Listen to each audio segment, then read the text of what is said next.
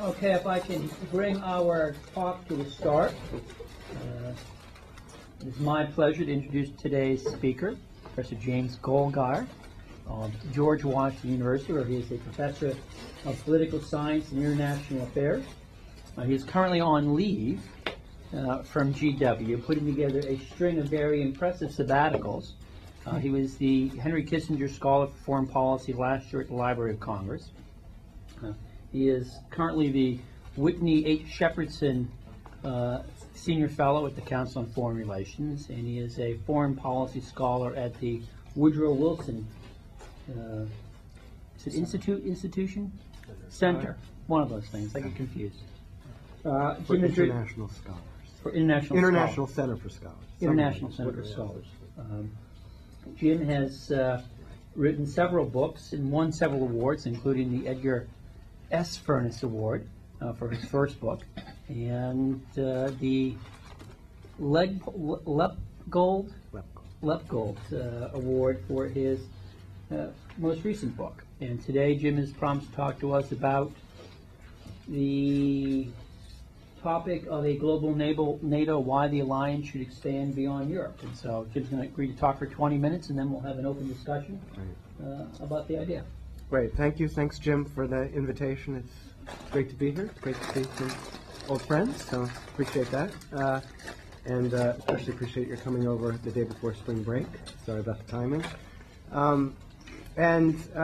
What I want to do is present an argument to you that our good friend Ivo Dalder and I have been writing about since last summer, and are continuing to write about. And it's I don't feel too badly, since I'm at a School of Public Affairs, giving a talk about a policy proposal that we have. But I'm more than happy in the questions if you'd like to steer the conversation in a more academic direction.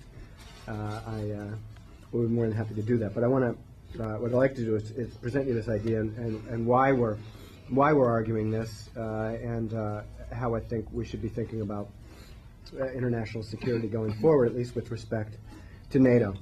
And the premise of the argument is very simple, although perhaps that's why there's been a very, I wouldn't say gratifying reaction, certainly a vociferous reaction from Europe. And it's an incredibly unpopular idea among our European colleagues, although I have been interested that it has at least interested some folks in places like Australia and Japan. But again, the premise is simple, which is, here's an organization whose missions now are global. I mean, you have NATO in Afghanistan, you have NATO training security forces in Iraq, you have NATO providing logistical support for the African Union in its efforts in Darfur. You have an organization that has provided relief for the victims of the tsunami in Indonesia, the victims of the earthquake in Pakistan, and provided relief to those who endured Hurricane Katrina here in the United States. So it's an organization that has gone global in terms of its missions. It's gone global because of the global politics of the post-Cold War period, the fact that NATO possesses the capabilities to allow it to respond to far-flung challenges. You have an organization, however, that because of the number of missions that it's engaged in is stretched very thin by the multiple deployments. It's very difficult to get European countries to do more because they simply don't have more. In fact, you see with the British decision to withdraw troops from Iraq, what they're going to do with those troops is to put them elsewhere where they're needed in NATO missions, for example, in Afghanistan. Now, even at NATO, as it's gone about these global missions, there's been a recognition that the organization itself is not structured adequately in order to pursue these kinds of missions. And the Secretary General started speaking last spring about the need for better defined global partnerships, talked about an alliance with global partners, try to have better institutionalization. And this was then pursued by, in tandem with shouldn't say his idea was then pursued by, but this was done in tandem with an effort by the United States and the United Kingdom to promote a more serious global partnership by NATO that would result in a significant new institutionalization at the Riga summit in November of last year. But there was too much opposition from European countries, continental European countries, to pursue much in the way of these global partnerships. And not only was it unfortunate that the Europeans did not see the necessity of this idea, but this idea alone isn't enough. And what I want to argue is, in fact, what NATO should be thinking about as it goes forward is changing its treaty to allow it to incorporate as members of the alliance other countries in the world that share the values of the NATO members and can contribute to alliance missions. Otherwise, the institution is not going to remain relevant as we go forward. Now, you know, the European orientation of this alliance, it's well known where this comes from, and of course made great sense back when the alliance was first formed almost 60 years ago, in the protection against the Soviet threat. You had in the NATO Treaty Article 6, which limited the geographic reach of the alliance, and you had in Article 10 the provision for enlargement, which allowed for enlargement to include other European states that met the criteria for membership, which mainly meant sharing values, primarily democracy, markets, protection of human rights, rule of law, and so on, and an ability to contribute to alliance missions. And we've seen enlargement go forward almost from the beginning.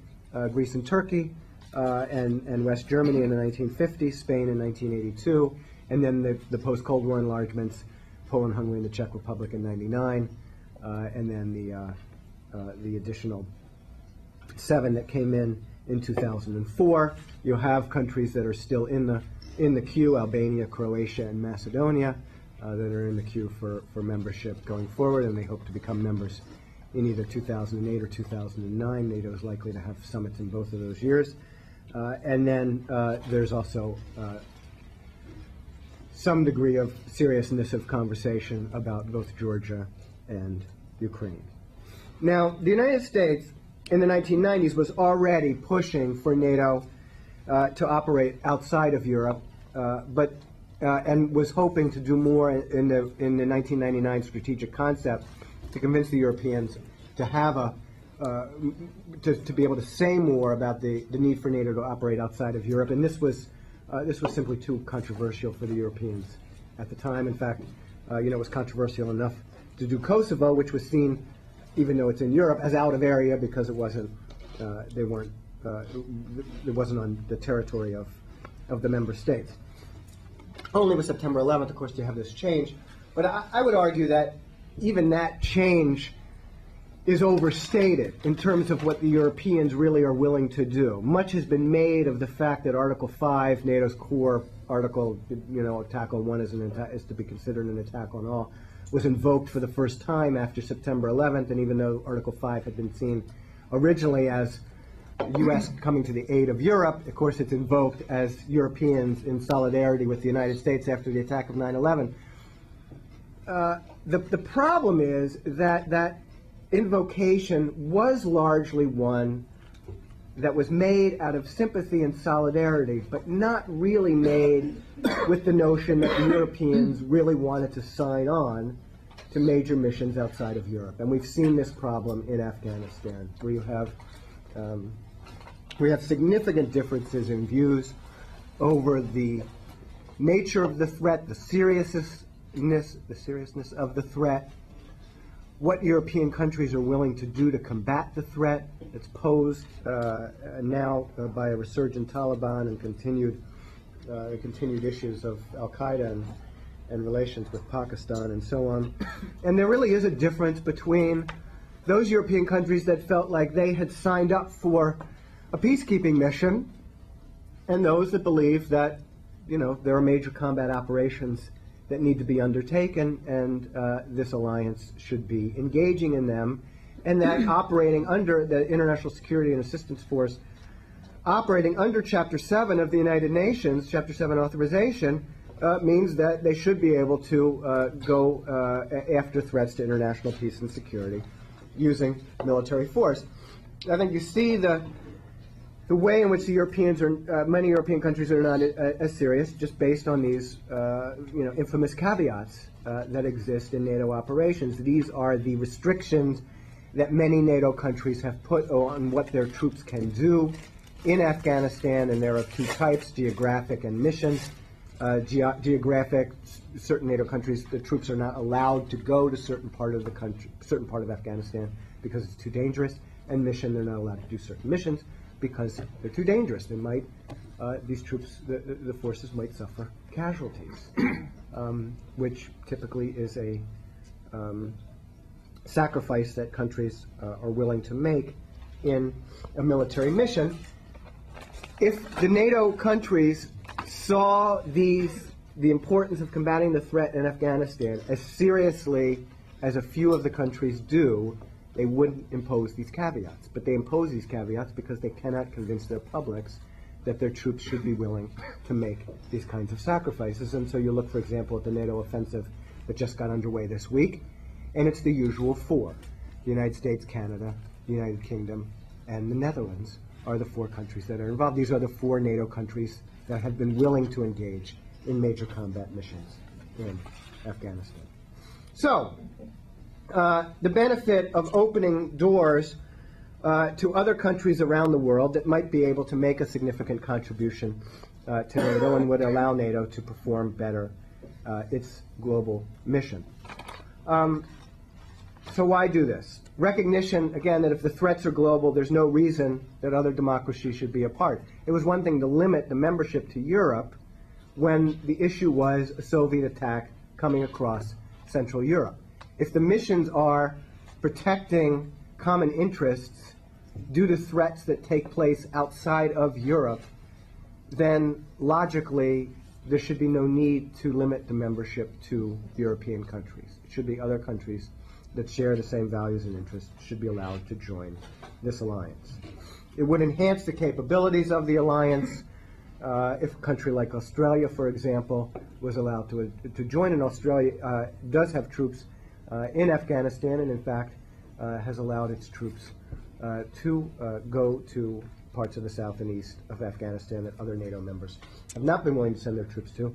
Australia was also a significant player in the initial U.S.-led coalition effort in Iraq, where Australia invoked the treaty that the United States has with Australia in order to participate in that mission.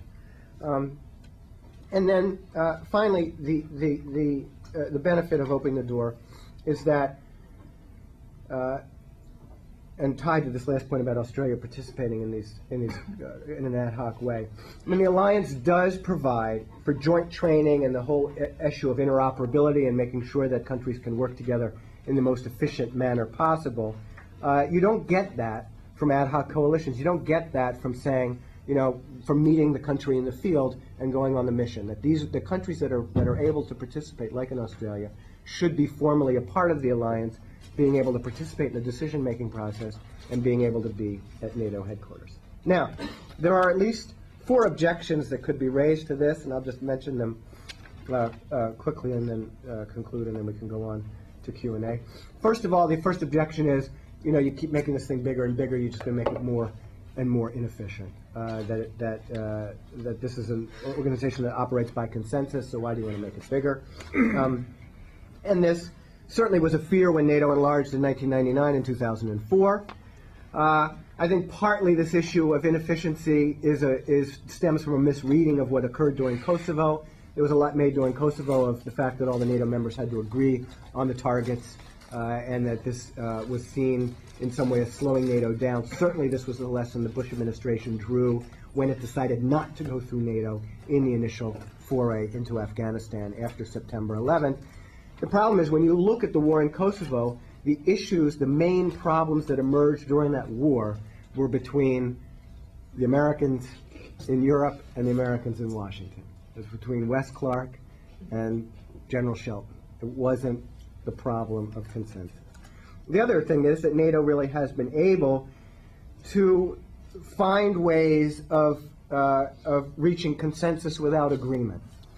That countries, if they don't like a decision that's been reached, they append a footnote, or they opt out, as certain countries did in the Kosovo mission. Because, for example, for Greece, it was just impossible for Greece to participate.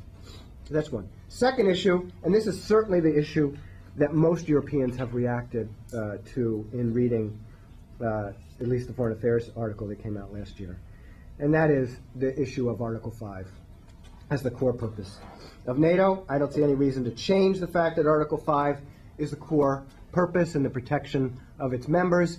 The fact of the matter is most NATO members don't have to worry about being attacked by another country, and there certainly are countries out there that you can include that also wouldn't have to worry about this. But the argument you hear from Europe is there's no way. Belgium is not going to be willing to stand up for the defense of Australia, should Australia need help from Belgium. To my mind, this argument simply makes no sense. For example, when you look at the Iraqi invasion of Kuwait in 1990, all of the NATO members sent support to Kuwait. If they're able to support Kuwait, it seems to me, if push came to shove, they'd be willing to help a fellow democracy. Third argument is that, the third objection is it would undermine the United Nations and the European Union. Jacques Chirac talked about his objections to global NATO at the Riga summit, arguing that we can't turn NATO into another United Nations. Well, nobody's talking about turning NATO into another United Nations. Again, the membership would be limited to those countries that would meet the criteria. The United Nations doesn't have the military capability, and in fact, a more global NATO would be able to better help enforce the United Nations decisions. And if NATO had to act without UN authorization, as it did in Kosovo in 1999, presumably a more global membership would make those actions even more legitimate than they are with simply a North American and European membership. Fourth objection,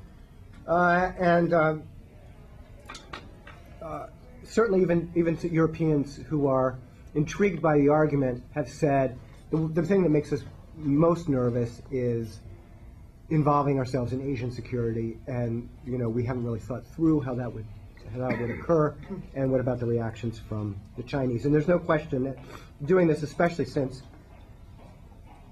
the obvious country that you would include as a first step if you were going outside of Europe would be Australia and other countries that NATO was talking to, for example, Japan. Excuse me, where NATO has a delegation this week. Clearly, the Chinese would not react well, and I think there, you'd have to do something similar to the way we tried to deal with the Russian objections to enlargement in Central and Eastern Europe. We can talk about that because certainly we weren't very effective at mitigating the Russian concerns, the issue there is, what you do to try to mitigate those concerns do you let a country like that veto your ability to try to make an institution like NATO more effective? So, in conclusion, NATO is already reaching out. It's already thinking about these global partnerships.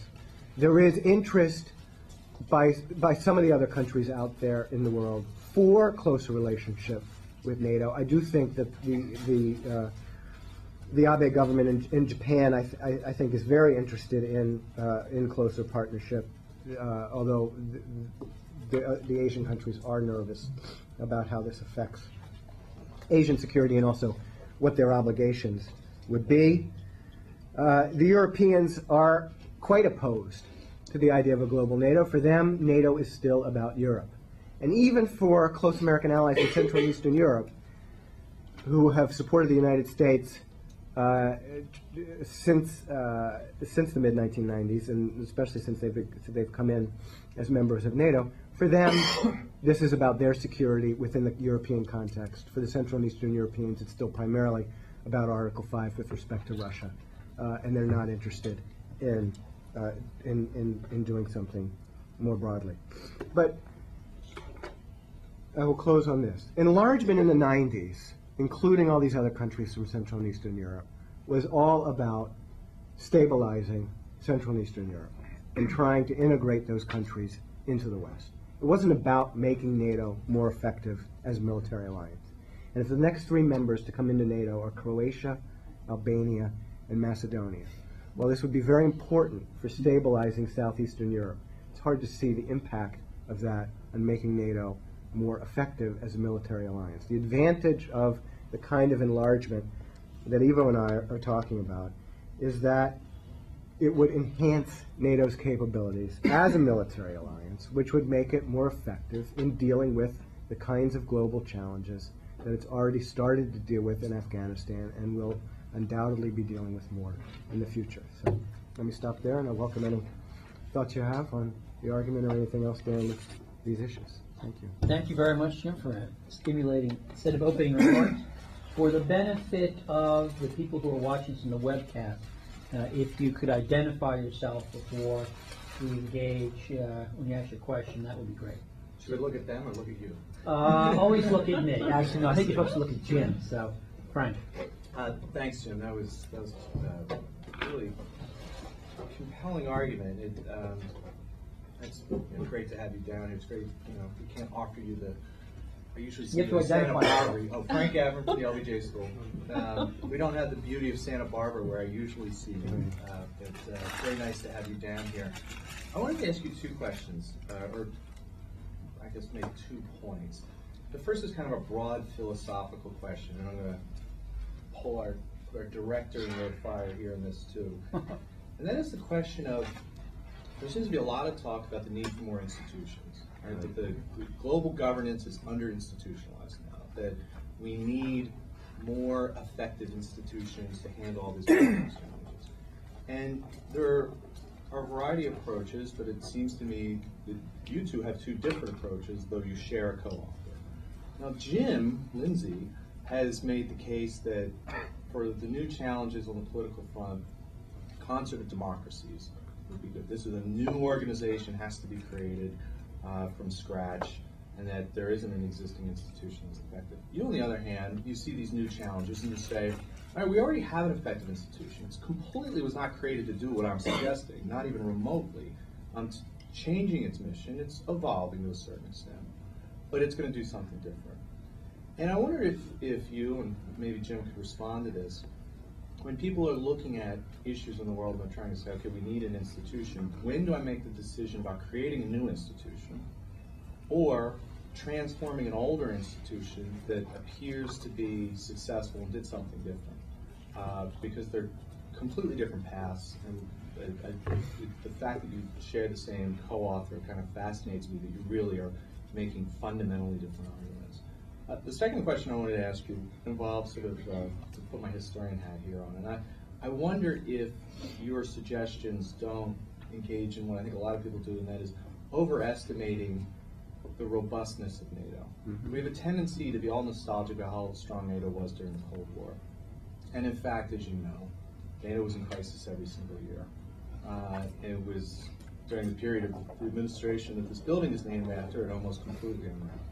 And the fact that the Europeans are so against this worries me, because they would have better reason to know about its robustness than any. And when I was starting to think about why would they be against it, well, there's an issue that you left out that was the thing that at the end of the day that always kept them together. And it wasn't Article 5 of the Soviet Union, it was keeping the Germans down. Right? And so I don't know, I never know how to assess this today, how much anyone ever worries about them or not. But it still seems to me that a lot of, when people use the word stabilization in Central Europe, that's often a euphemism for telling countries like Poland, you have every reason historically to be worried about your near neighbors, and we're going to include you in it so you don't do things that upset the apple cart.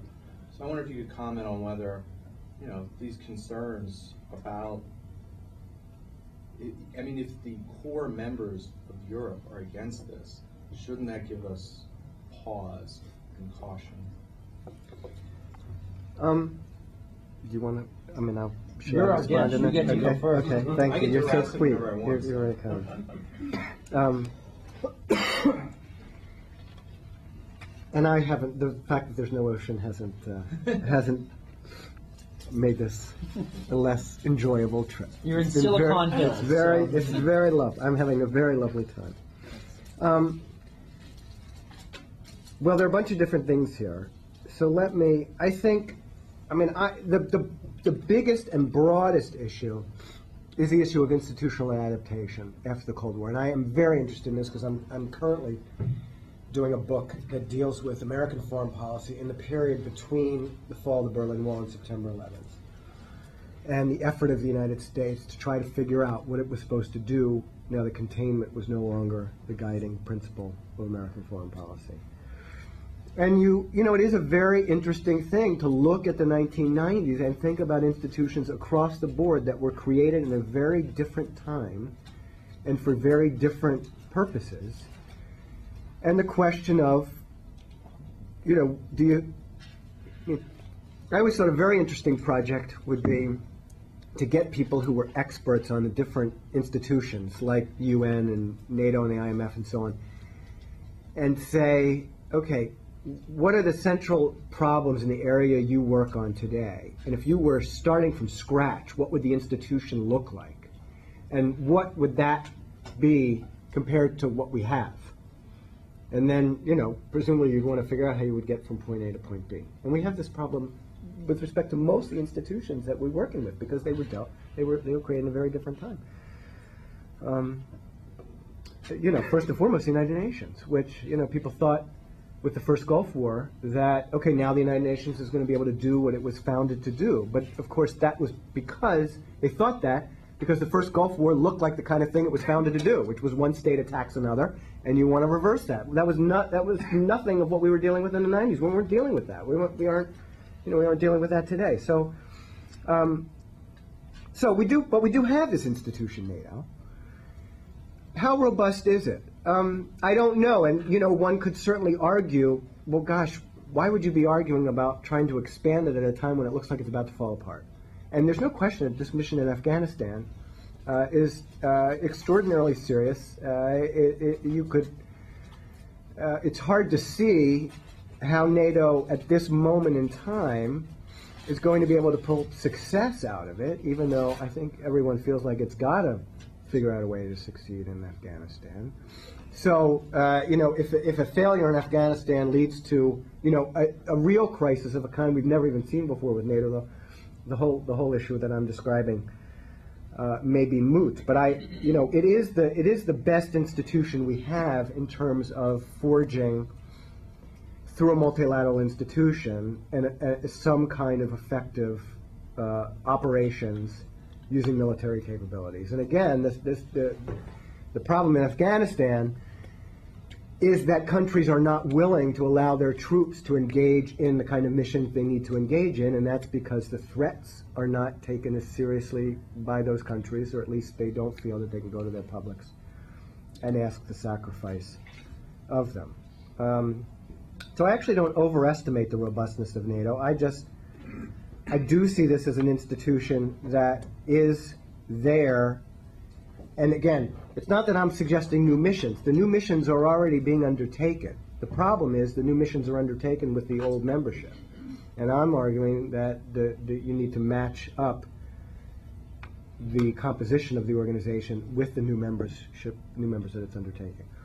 I do think this fits very well with the broader notion of the community of democracies. And I in fact see this as a subset of that broader argument, and in fact a way to make that argument more concrete. You can say, okay, you want this community of democracies, and maybe you could in fact forge some broader treaty, or you can figure out a way to operate more effectively as a group within the United Nations. And my point would be, well, you already have this institution, NATO, that's built around the notion of democracy, and it's already doing stuff outside the world, and it's already at least some people inside are thinking about expanding, not expanding, but promoting these global partnerships. So let's make this more concrete as part of this larger overall effort. So I think it would fit very nicely within what the good Dr. Lindsay has been arguing on the Europeans and. I think a lot of Europeans, Europe is a lovely place right now, and I think they just don't think they need NATO. They don't feel threatened. And even when you have governments that that see the importance. I think they mainly see it as there to help preserve the close relationship with the United States. They're not really thinking about it in the context of how could we take what we have and use it to deal effectively with external threats. But again, I think they just have such a different, in general, such a different threat perception. And of course, even the countries that have been supportive of the United States and looking at it, I mean, I mentioned, you know, Canada, UK, and the Netherlands, significant opposition to what NATO is doing and this questioning of why are our troops doing this, and particularly questioning it because these countries know that the other members of NATO aren't willing to do it. So they're wondering, well, why are we doing this if the other countries aren't willing to do it? Eugene. I'm Eugene Goldgeier, teacher at the LBJ School. Thank you. See, I remembered. I'm struck by a bunch of things in your talk. I mean, I go around saying we should blow up this organization, NATO. It's a tired old thing, and you know, I also disagree with Frank about the robustness of this, but from a different perspective of view, I think it's too robust, right? I mean, I wrote an article where I talked about trying to tip over a Coke machine and how it's hard to get it to fall. You got to rock it a whole bunch of times, and eventually, maybe you can get a crisis big enough to wreck the thing. You know, I see a very different trajectory, but I think we actually agree about a bunch of stuff when it comes down to it. So if we're going to do these missions around the world, you want to bring capable countries with you. You want to share the burden with them.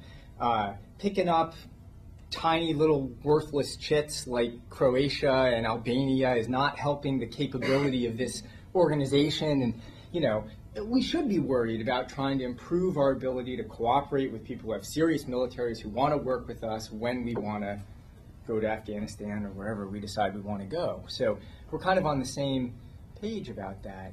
But given that framework, I don't understand your response to objection number 2, the Article 5 objection. Because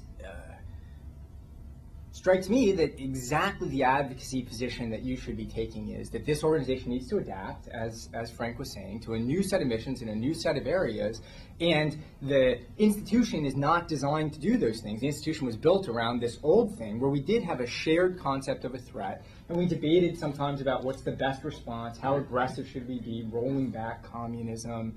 You know, it wasn't an easy relationship, but ultimately everybody agreed there's a Soviet issue and there's a German issue. And we don't agree about that. I mean, those issues are gone. And so the adaptation the organization needs to make, if it wants to be, which is getting rid of Article 5, then we can have a useful organization where we cooperate about, you know, thinking about interoperability when we want to go out of theater, division of labor, who's going to do the transportation, who's going to do the intelligence, who's going to do the infantry guys, who's going to, you know, who's going to do the rapid response with the heavy weapons when we get in trouble. Right? I mean, you could divide up these missions. You could be very productive about that, but none of this has anything to do with the core of the old NATO, Article 5. And I think, you know, Article 5 today is, as you point out, about protecting countries that nobody threatens and that don't feel threatened. And in fact, it's about protecting rich and powerful countries from no one, right? I mean, why is Article 5 in the American interest, and why is it in the interest of anyone in Europe to extend Article 5 to a new country or to seek out Article 5 protection from another country to help them, right? I mean, this is, you know, your proposal in a sense only makes sense if the alliance is about something else. And so, I mean, just the obvious, I mean, you can accommodate all of this European, you'll suddenly have new converts if you make it clear. Now, whether you do it through a two-track thing, whether you do what I would do is just get rid of Article 5 for everybody, or you could say, you know, expansion of the Partnership for Peace or a change of the Partnership for Peace, that Article 5 applies to this old core that have always had it, and now these new people, like letting in Australia, is only going to be an established relationship for doing out-of-area operations. There are two easy ways, it seems, to square this circle and you know, even get us on the same page, which is I mean, that's a remarkable thing. Jim. I appreciate that. It's very interesting. I think that, well, first of all, I think if you took out Article 5, that actually would make it harder to reach consensus within NATO. I think that was part of the thinking here, was that, I mean, for many European countries, that's still what it's all about at the end of the day, even though, right, I mean, the argument would be that's just not even, it's not even what you're going to have to worry about. So why make it that big a deal? Because you don't have to worry about it. I guess the other reason for not having gone in this direction earlier is just that for most of the countries out there that might be conceivably near-term non-European members of NATO, the United States is already providing security guarantees to the countries of this same type. So it's not, for the United States, it's really not that much. But not all the Europeans. That's correct. Right? So it's not. So from a U.S. standpoint, it's not that much of a stretch. So then you get into the interesting question of if you see the need for all these new kinds of missions, then why blow up this institution? Because there, I think, the fundamental question you have to ask is it more important in facing these kinds of missions to have an institution like NATO, which again is based, the most important part of which is based on this sort of continual interactions at SHAPE and the working on ensuring that the forces are interoperable, that they're able, when they go out in the field, they're going to be able to work together. You've got common languages, you're dealing with similar radio frequencies, when you're going to land in an airport that you've got the right size runway and so on. If only. So the question is, are you better off with that or with simply forging ad hoc coalitions of the willing? That, you have a mission come up and you say, here's where the mission is. Can we get some European help? Can we get some Asian help? Can we get some African help? Can we go do that? Isn't there the other way of having a long-term coalition of the, making NATO into a permanent coalition of the willing to go out of area and making it a global NATO, but it doesn't have to be ad hoc. It could be, we're going to have an organization that's about out-of-area-ness, not about in-area-ness. Right, so in that sense, so then you're on board. Well, we would probably sign up for different out-of-area missions, but even let's just say we're going to do out-of-area missions, you have to get rid of... I want to make that clear. Should I make that clear? I'll say I should make that clear. Okay, but you have to get rid of the in-area-ness to get us on board, right? I mean, it doesn't... you could have just a permanent alliance, right? You don't have to switch to ad hoc just because you get rid of Article 5. You could have a permanent organization designed for out-of-area missions. Right, so then the question is how important is the distinction just because of who would be worried about? I mean, again, it's hard to imagine that you'd have to worry about an Article 5 mission with respect to Australia. South Korea, however, is a different story. So, that would raise more interesting sorts of issues. Okay. Peter Tribowitz, the Department of Government, I'll identify you. Thank you. Jim, I've got I think probably just a couple of point of information questions. I mean, one thing that as you were talking, I was wondering, maybe I missed it, but, who are the countries we're talking about? I mean, who do you want to add? And, Australia seems like that one you might even be able to do. So far away from everybody. They always fight. That it's plausible, I think. But then I begin to think, well, what other democracies are that are out there? Not like a really big democracy like India, right? And Japan you mentioned, and I just began to wonder. Well, I mean, it would be helpful, I think, if you just enumerated the list, just frankly, like who are the kind of suspects that have been identified. Because, see, Australia, I mean, there's no downside to it, at least geopolitical. But India, there's a huge downside. Japan, there's a huge downside. So then you have to start to ask yourself, like, are the pluses in this worth the downside?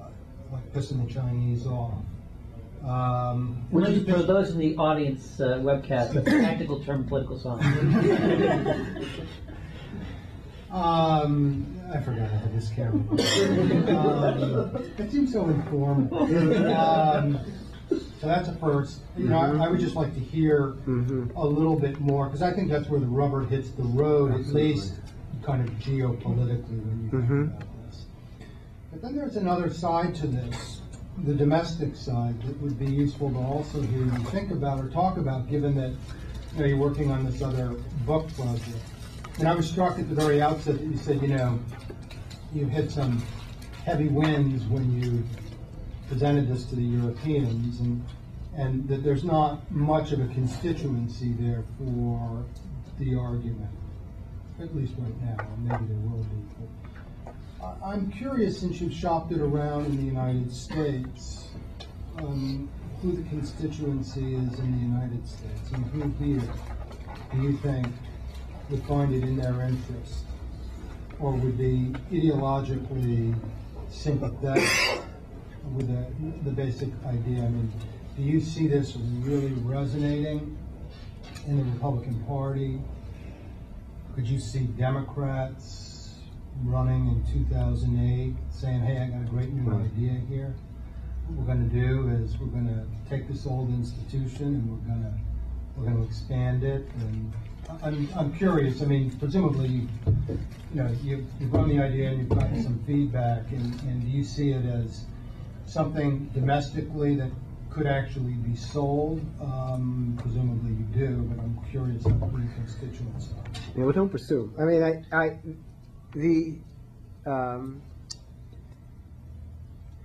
the reaction from folks in the United States government, because we had sent this draft around. We sent the draft around to people before we published the article. And this was at a time, both to Americans and Europeans. This was at a time when the United States was pushing the whole issue of global partnership, and that the United States really wanted to lay out this big initiative at the summit in November. It was having a very difficult time getting the Europeans, particularly the French, on board. And the reaction was, this is way too hard. We're having a hard enough time with global partnership. So, don't talk to us about members. And we talked about that issue, and my attitude was, we should make. I mean, the logic to us is very clear, and we shouldn't pull back on it because it's too hard. So that we should make the strong argument for it and lay it out as something that people should be having in mind as they go forward. How many years? Who knows? I mean, obviously, first you'd have to get to the global partnership, and we had in mind the way NATO expanded in the 1990s, which was, membership at the beginning in the early 90s was seen as too hard, and so you had the Partnership for Peace. And the thinking was, you could do a similar kind of partnership, and continue to try to lay the groundwork ultimately for membership. But this is certainly not something that I would expect to see anytime in the near future. But I, do feel strongly that it should be kept out there, and I would hope that the partnership idea that will be continued to put forward. So I do think that there's sympathy for the larger argument in which this sits, at least in the American context, which is we need these partnerships. And again, the Secretary General is on board in terms of pushing this idea. And as I mentioned, he's got a delegation that's in Japan this week to talk about the partnerships. Then the issue is which countries. One of the things we talked about is whether we should really identify particular countries in the article. We simply named a bunch of countries that would fit this criteria. And again, my view on that is that I don't think NATO in this context needs to pick. I think NATO needs to make clear, both even just with the global partnerships, its openness to this idea, and then see which countries are coming forward to inquire, to pursue, to ask how they can be more a part of this. I don't know that there's a need to choose. I mean, I think that we had in mind the three major democratic allies in NATO, four, I guess, if you want to include New Zealand, but Australia, Japan, and South Korea. You know, which does raise huge issues with respect to the broader Asian security context. And again, a lot of the issue is whether these countries would even want it. And certainly some of the reaction has been that we want the partnership, we want to be more involved. The Australians especially, they feel like they're in the field and they're getting killed. They want to be part of the decision-making that's going on at NATO. But do they want to undertake all the obligations that are required of NATO members? Well, you know, they need to learn more before they pursue that, because they're not sure. It's very interesting because you have out there, probably the most prominent, who's pushed an argument along these lines, is Richard Holbrooke, specific to Israel. I mean, Holbrooke and Ron Asmus, who worked in the Clinton administration in European affairs, worked on NATO issues, have argued that Israel should become a member of NATO, which, again, in our article, we avoided, although we named a number of countries that we thought, you know, certainly fit the bill. We avoided sort of picking and choosing, but and that's certainly an interesting. That certainly raises a lot of interesting questions. But one of it, but it raises one of the interesting questions it raises gets to this issue of what are you looking for when you're adding another country. Presumably, you're looking for countries that can help participate with you in missions outside of the area in which you're operating. And the question would be, in that particular case, would be, you know, well, what they have enough to deal with where they are.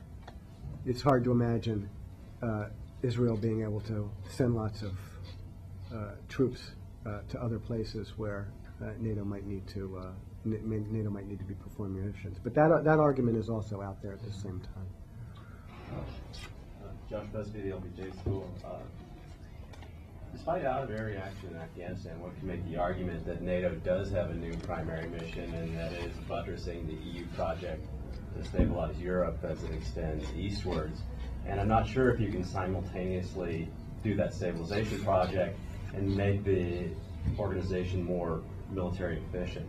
And I wonder, you haven't spoken about the U.S. military's views on this, and I hear in conservative circles that outside the usual suspects and even inside the usual suspects, other NATO partners don't have much capabilities, not just willingness. You think that the Germans just aren't up to the task of moving outside of Kabul and other places and assisting us in Afghanistan. So I'm not sure, you know,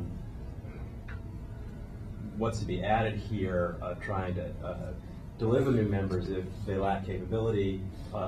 And even ones like Australia that do have the capability, it's not as if it's an ad hoc partnership. If we perennially have worked with them together in military missions over the years, presumably you can get interoperability without having them be part of NATO. And so I'm not sure if there's anything to be added by making them a member if you can achieve it through sort of repeated ad hoc relationships that now have an established quality to them. And I sort of worry about, you know, trying to, I have the same worry about how you'd extend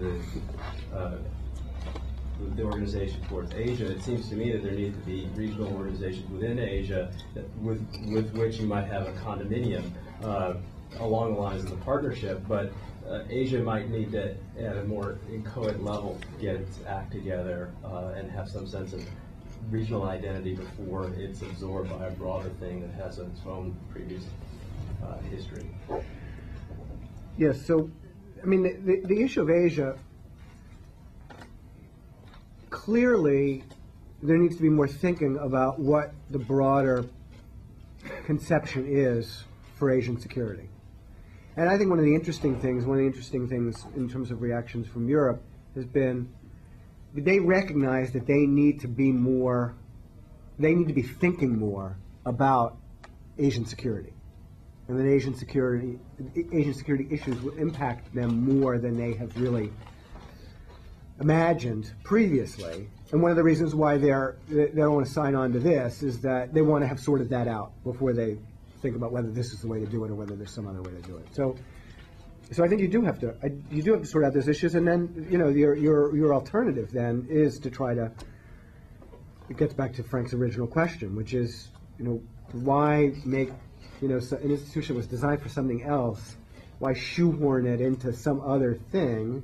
Wouldn't you be better off just trying to figure out something new, at least for that part of the world, that you could develop that would, both support your allies and reassure the Chinese and provide for a more stable dynamic going forward, that involve India and so on. And I think if that's an alternative approach, I think that there are people who've been talking about that, but I think that needs to be developed much further. The EU-NATO, I mean, you mentioned this as buttressing the EU, and you didn't really talk about it in terms of the EU-NATO relationship. The EU-NATO relationship, though, I do want to mention, because it really is in serious trouble. And it's really quite unfortunate, I think, the lack of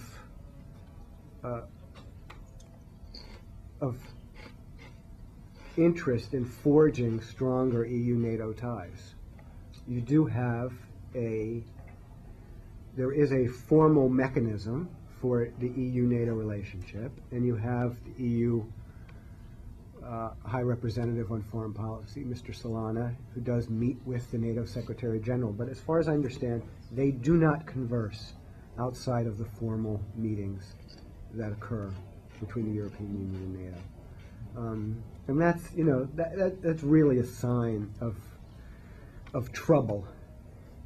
Because the relationship should be much closer than it is between those two institutions with respect to thinking about not just Europe, but outside of Europe. I mean, the EU, because the EU now acts outside of Europe in terms of using its own military capabilities, and so I think that's something that really hasn't been adequately addressed. Similarly, the NATO-Russian relationship, which has been just really neglected. Can you say something more about the EU acts outside of Europe using its military capabilities? This doesn't. I don't know what you're thinking about. So. Well, the EU took over for NATO in Bosnia. Whether that's I think depends on how things go in Kosovo, whether or not you'll see down the road. We're nowhere close to that yet. Whether the EU would do the same thing, the EU mission in Central Africa. I mean, the EU has. Is that an EU mission in Central Africa, or is it member of states? So the EU is doing something separate from the French and the Belgians.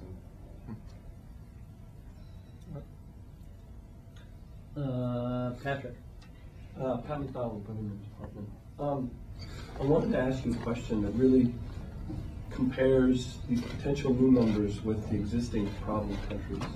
Because it seems like this is a story about difficulties in political commitment within the organization. So we expanded to try and find more committed members that we can call on regularly. Well, why should we expect that new members will be any more committed to the organization than the existing problematic ones?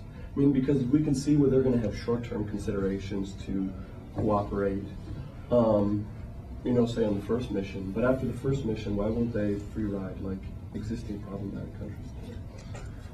Well, I think that the big issue is threat perception and whether or not countries have a similar attitude toward the threats that are out there. I mean, you don't get the political commitment because you don't have the same level of threat perception. If they felt it, they would make a stronger commitment.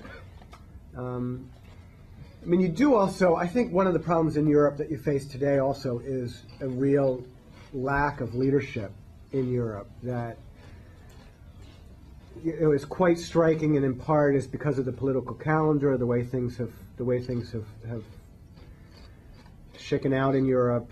And you really only have, of the major countries in Europe, you only have one leader who's really able to project leadership, and that's Chancellor Merkel. And even in her case, the issue of leading a coalition government makes her more constrained than she might otherwise be. But you look at the other major countries, France is in a transition, and we'll have to wait for new leadership there.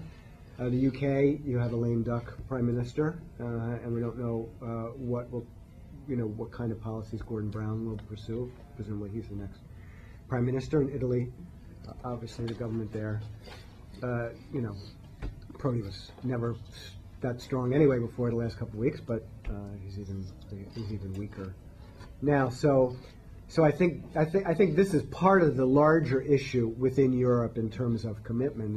Is just the lack of leadership. But in general, I do think it's an issue of threat perception. I mean, in the case of Central and Eastern Europeans, I think they are willing to do a lot in order to preserve a good relationship with the United States. Now, as they become more integrated into Europe and more part of the EU, other people have, certainly the United States, have been concerned that they would get socialized into the EU and that would lead them away. I think people were pleased to see that Putin at his Munich speech helped to sort of clarify for some of the countries in Central and Eastern Europe that they might still need the United States for support. So that speech was applauded, at least in Washington, for the assistance it gave with reminding them of certain things. Lindsay. Lindsay Ford, I'm a student here at the LBJ School. I was hoping maybe we could go back on the Asia idea just a little bit, and maybe you could draw out a little bit more. I mean, obviously you've said, were we to involve Japan, were we to involve India, yes, this would be difficult, reassuring China about this. How do we actually go about doing that? Because I mean, I have a really hard time imagining what we would actually do or tell them that's going to make them feel okay about this, and that isn't going to potentially cause some sort of adverse reaction that we really don't want. We had a gentleman, a Japanese diplomat here yesterday who was talking about Japan's foreign policy, which he said a part of it is this wonderful idea they have called the Circle of Freedom. And it's this delightful circle that goes down through East Asia, Southeast Asia, South Asia, and comes up through the Caucasus. And I said, well, that makes a clever little circle with an interesting big hole in the middle that seems like it's China, and China isn't going to feel very good about that. And he said, well, probably not, but I think it'll be okay. It just seems to me like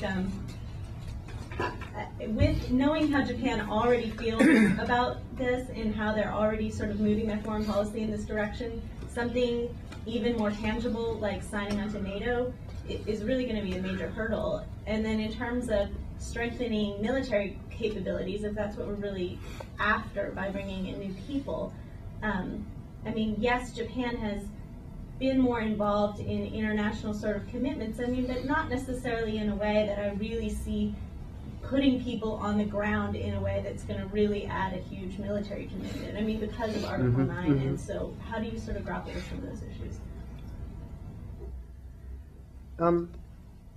So China, partly it depends on what your view is of the U.S.-China relationship going out over the next 10, 20, 30 some years. And I think, you really have to balance between two different sets of issues. One is you don't want to create a self-fulfilling prophecy, right? You don't want to treat China as your future enemy and take steps that then ensure that you've created this future enemy. On the other hand, I think you do have to be concerned about the trajectory of China and the challenge that China poses to the United States and will pose in the future. And China does pose, it's not the same kind of ideological challenge that the Soviet Union posed, but it is an ideological challenge because they are posing that they have a different economic model that may work for those countries that don't want to pursue democracy, and they are establishing relations with all sorts of countries that basically they're saying, we don't care what you do internally, but that just doesn't interest us. So it is a different approach to world affairs, both in terms of the nature of the capitalist economy and the issues with respect to sovereignty and non-interference in countries that are committing gross human rights violations, for example. I think if you, and here we do agree, even if we may not agree on the modalities, and certainly Jim's done more work on this than I have, but this broader notion of working together with other democracies in order to put forward a positive agenda in international affairs. I mean, if you're going to do that, you are going to irritate those countries that don't fall into that community. And the two biggest ones that don't fall into that community are China and Russia. Now, then you get to this question of, some mix of hoping to encourage some development along the path that they might someday be part of that community, or trying to reassure them that the kinds of things you're doing and the agenda you're pursuing don't threaten their core national interests. But there are going to be times when the interests do conflict. We certainly see that with Russia. If you take, for example, our attitude toward the Republic of Georgia, with which we've tried to develop a relationship in which we've tried to support democratization in Georgia, Georgian independence, and Georgian efforts to join the West. This is not something that the Russians appreciate. And we have a real conflict between the United States and Russia in that area. Do you say, well, by pursuing that, we're really antagonizing them, so we shouldn't pursue it, and we should just, it's too bad for Georgia, but we should just leave them to fend for themselves? I mean, you could certainly make that argument on pure realist grounds, but I'm not that kind of realist, so I wouldn't make that argument. What kind are you? I'm a liberal realist. Faux realist. We have a kid figure. I just wanted to come back to the specific problem that this remedy is supposed to address, because I'm not sure how specifically this solution would address that problem. Would this add more expeditionary capacity to deal with problems like Afghanistan? Because I think that's why you have to identify candidate countries and what their military capability is. Because isn't the real problem the difference in threat perception and the lack of willingness by the Europeans to spend on their military? Because if we pick up Australia here, and I'm not even sure what beyond Australia who we're talking about, because with the Japanese, we're immediately getting in the circle of freedom problem for China, and India may be problematic there, and so we have different potential remedies. NATO expansion is one of them. It could be a rapid reaction force for the UN, which also seems like a non-starter. But the sort of usual suspects for peacekeeping are the Indians, the Pakistanis, the Bangladeshis. So don't we need to identify what the specific problem is that we're concerned about and figure out the suite of options that we have and identify which countries are the most likely ones to contribute to addressing that problem and what the appropriate institutional form is, because this seems like a solution in need of a problem as opposed to a problem deliberately tacked to with a solution in mind that's appropriate for that. Well, I mean, I don't agree on the last part, of course, but I mean, I would agree that we should have, that there is the need for a debate about this. I mean, I don't think we would see the problems that differently. So the question is, what is the best way? I mean, this gets back, the ad hoc, which countries. I mean, what is the best way, and through which fora, what's the best way to deal with those problems? I mean, should you, if you say, okay, we're not dealing with the Soviet threat in Europe, here are the new threats that we're dealing with, here's the kind of places where we'd have to operate, here are the kinds of military capabilities that we would need, here are the kind of non-military capabilities that we would need. what is the best way to respond to that problem? Should we create a new global institution?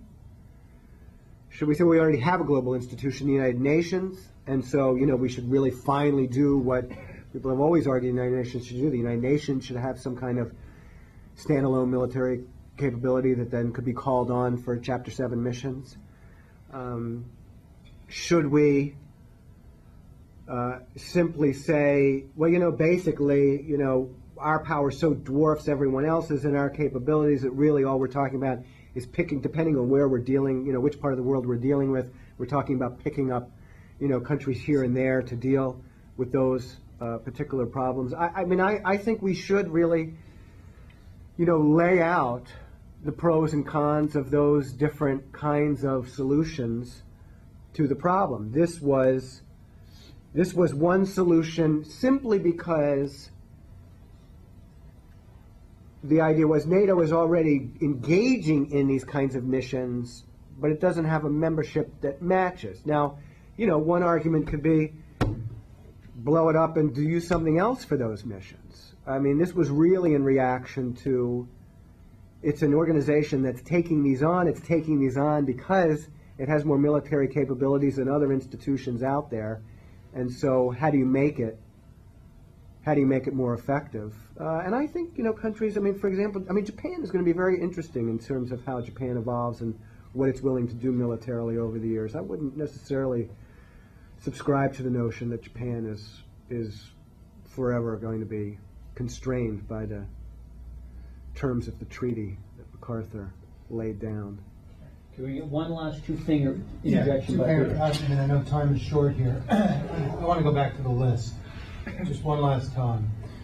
Because, and actually, this takes us back to the first point. I think that Frank raised. I mean, the old crack that the purpose of NATO was to keep, you know, the Soviets out, the U.S. in, the Germans down, or whatever order it was in. And, you know, maybe one way to think, I mean, every time that we talk about the list and what countries might be in, it's done in the context of a kind of an external threat, like what collectively, you know, what kind of collective threat these countries face, and so if it's Al-Qaeda or, you know, what have you. But maybe the way, and so that's kind of like, you know, you have the Soviet Union in mind. It's the proxy for the Soviet, or the analog for the Soviet threat. But maybe if the focus really is on the German problem, you could think about this NATO expansion in a very different way. That the idea is actually to go after the bad apples and make them part of NATO. So fold in Nigeria, fold in China. I mean, to actually just flip the thing. Right. And it actually might cause less trouble in the individual regions. Because, in fact, you don't think the Japanese would throw a fit? No, but the idea is, But you would have dropped this is tongue in cheek. The idea is, you know, you make a country part of something that's larger than they are, and you tie them up. Right. And so you think about it less in terms of balancing against a threat or containing some external threat. So Venezuela might be a candidate. Yeah, I mean, I'm not sure Hugo Chavez is chomping at the bit for this opportunity. No, obviously none of them are chomping, but you have to provide an incentive. You get the last word. It's a very, very interesting comment, certainly provocative. I'm going to actually try to put some positive spin on it, but I will, crazy as it is. But I mean, first of all, let's remember at the time that Germany was included as a member, it was not seen as a bad apple at that time. It was seen as a country that had been quite threatening previously, and the goal was to ensure the goal was to ensure that it didn't do that again, but it had the institutional forms of the country had in fact changed quite a bit. But I think, I mean, it all goes to this issue, and I think Asia really raises the most interesting questions for it, right? Because you can think about theoretically about other countries, South Africa, Brazil, so on. But Asia raises the most interesting because of the security dynamics there and this question of, and, you know, it all boils down to this whole argument and all the discussion we've had. I mean, what are we trying to do out there? What are the threats that we face, and what's the best way to try to respond to them? And you have this whole, I mean, the interesting thing about Asia, I mean, for most of what we've been doing as a security community in this country over the last 6 years has been to try to focus on these networked threats. And because they're networked, they're global, and thus you need partners dealing with the financial and the military and movement of populations and so on. You need all sorts of different kinds of responses. I mean, Asia is interesting because you still do have these nation-state threats. I mean, the threats are still seen in these very nation-state terms. And I think that, I mean, one way or the other, we're going to have to, I can't imagine how we can really respond effectively to the dynamics within Asia other than to figure out some way to create some institutional structure to deal with that. So that either means creating some kind of new institutional structure, and then the question is, what's our role within that institutional structure, and then the relationship with China and India in that structure, or whether you take an institution like NATO and try to see whether or not it can play a role in these other parts of the world. Jim, on behalf of everybody here and on behalf of the Robert S. Strauss Center for International Security and Law, I want to thank you for a very thought-provoking and provocative talk. Thank you. Thanks for inviting me. I really appreciate it.